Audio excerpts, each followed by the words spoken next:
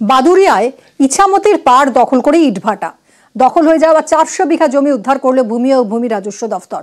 নকশালবাড়িতে আবার নদীর বুকে বেআইনি নির্মাণ অভিযোগের আঙুল স্থানীয় বাসিন্দার দিকে। তিনি বেআইনি নির্মাণের অভিযোগ মানতে নারাজ। নিউজ 18 বাংলায় এই খবর দেখানোর পরই তৎপরতা এলাকা পরিদর্শন ভূমি ও ভূমি রাজস্ব দফতরের কর্মীদের।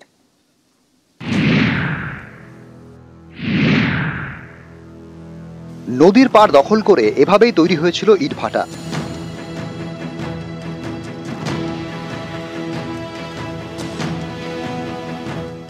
দখল হয়ে যাওয়া সরকারি জমি উদ্ধার করল ভূমি ও ভূমি রাজস্ব দপ্তর।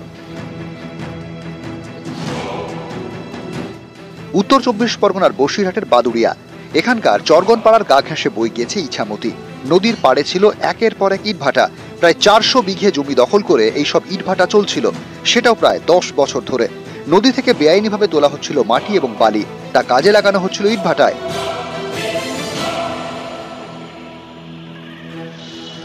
এ নিয়ে অভিযোগ জমা পড়ে ভূমি ও ভূমি রাজস্ব দপ্তরে। এরপর পরিদর্শন, শেষমেশ দখল হয়ে যাওয়া 400 বিঘা জমি উদ্ধার করল ভূমি ও ভূমি রাজস্ব দপ্তর। জমিতে বসানো হয় সরকারি বোর্ড। সমুদ্র থেকে উঠে এসে শিকস্তি ভূমি, ওই জন্য ওই জমিটা পুরোটাই গভর্নমেন্টের 1 নম্বর খতিয়ান আছে এবং ওই খতিয়ান জমিটা এখনো পর্যন্ত আমাদের এলার মানে কি বলে বাংলা ভূচিত্রে এখনো উঠে। হ্যাঁ, ওখানে কি বোর্ড ফোর্ড দেওয়া হয়েছে? হ্যাঁ, বোর্ড দেওয়া হয়েছে। জমিটা খাট জমি সরকারের। এখন কি সমস্যা? সমস্যা ভাড়া বন্ধ। লোকজন কাজ করতে গেছে না, খাবে যাবে কি? সরকার যদি বলে যে জমি আমাদের ভাড়া দাও, ওরা ভাড়া মালিকরা দিতে রাজি ছিল।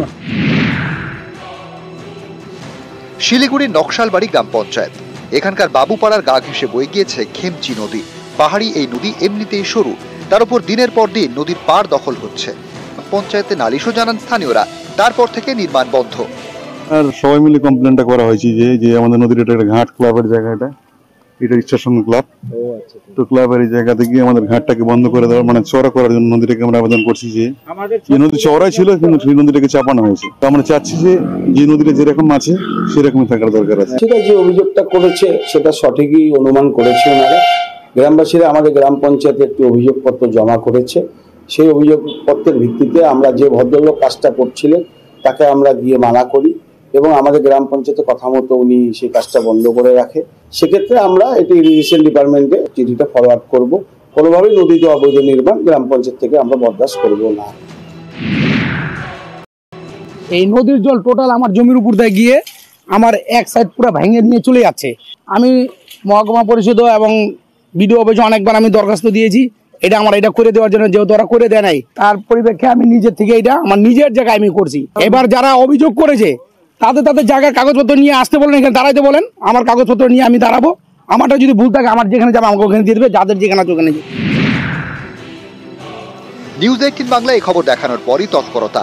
বাবুপাড়ায় পৌঁছন ভূমি ও ভূমি রাজস্ব দপ্তরের কর্মীরা। বাদুড়িয়া থেকে জিয়াউল আলম, নকশালবাড়ি থেকে বিশ্বজিৎ মিশ্র, নিউজ 18 বাংলা।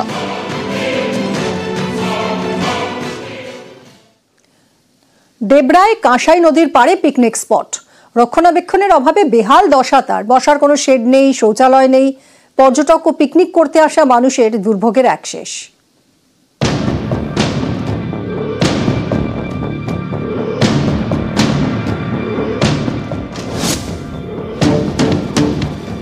পশ্চিম মেদিনীপুরের ডেবরার 2 নম্বর ভরতপুর গ্রাম পঞ্চায়েত, এখানকার তিলাপাটনা এলাকার গা ঘেঁষে বয়ে গেছে কাঁসাই নদী। এই নদীর পাড়ে পিকনিক স্পট। চারিদিক আবর্জনায় ভরা। শৌচালয় আছে কিন্তু এতটাই নোংরা যে ব্যবহার করা যায় না।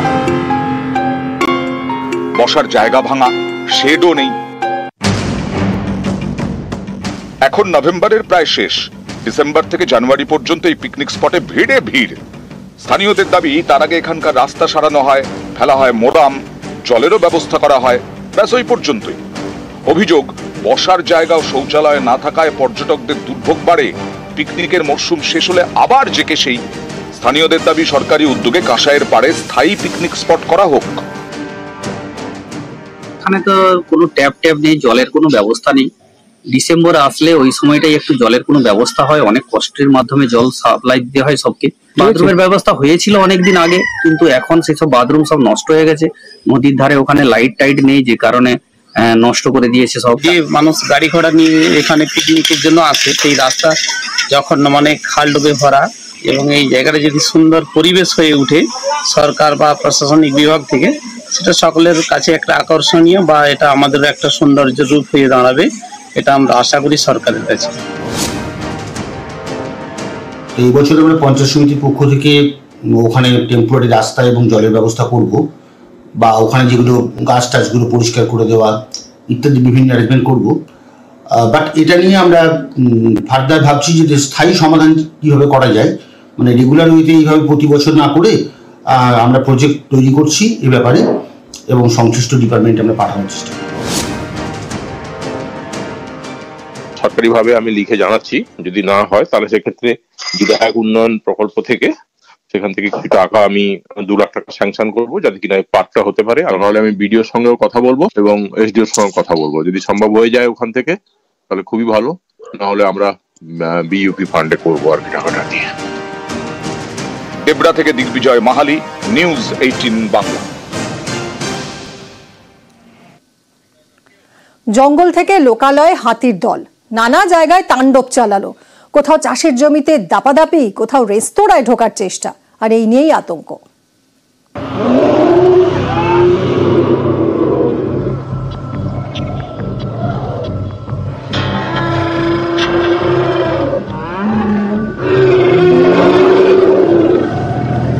দল বেঁধে লোকালয়ে ঢুকে পড়েছে হাতি, তারপর একের পর এক গ্রামে ঢুকে তাণ্ডব। এতে চাষের জমির দফা রফা। নভেম্বরের প্রায় শেষ, আমন ধান কাটার মরশুম। ধান কেটে বাড়িতে তোলার আগে চাষের জমিতে হাতির দাপাদাপি। বিঘার পর বিঘা জমিতে মাঠেই নষ্ট ধান। এ ছবি ঝাড়গ্রামের সাঁকরাইল ব্লকের। স্থানীয়দের দাবি, গত মঙ্গলবার এখানে ঢুকে পড়ে প্রায় 35টি হাতি। তারপর কখনো জাম্বেদিয়া, কখনো বালি ভাষায় এভাবেই ঘোরাফেরা করছে প্রায় 4টি গ্রামে। আতঙ্কে স্থানীয়রা। বন দপ্তরের বিরুদ্ধে বাড়ছে ক্ষোভ। কতগুলো হাতি ছিল? হাতি মারা হয় 30টার বন বেশি হয়তো। কি কি ক্ষয়ক্ষতি হয়েছে? ধান আর কি ক্ষতি হবে, ওই যে আসে আমার ফরেস্টার দেখে আর ঘুরে যাই। হাতি খাই যাচ্ছে প্রত্যেক বছর।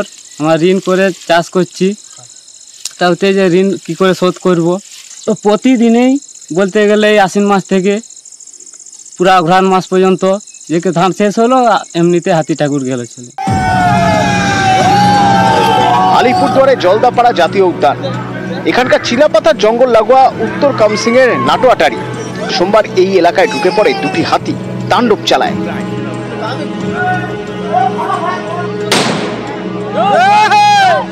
জলপাইগুড়ির মেটেলি। রবিবার গভীর রাতে এখানকার উত্তর ধূপছড়ায় ধান জমিতে ঢুকে পড়ে হাতি। তৈরি হয় আতঙ্ক। স্থানীয় বাসিন্দা এবং বন দপ্তরের কর্মীদের চেষ্টায় হাতিদের জঙ্গলে ফেরানো হয়। শিলিগুড়ির খড়িবাড়ির বাতাসি বাজার। রবিবার গভীর রাতে এখানে চলে আসে 2টি হাতি। তার মধ্যে একটি হাতিকে রেস্তোরাঁর সামনে ঘোরাফেরা করতে দেখা যায়, পরে সেখান থেকে চলে যায়। 2টি হাতি এলাকায় দাপিয়ে বেড়ায়। বন দপ্তর জানিয়েছে হাতির হানায় কোনো ক্ষয়ক্ষতি হয়নি। নিউজ 18 বাংলা।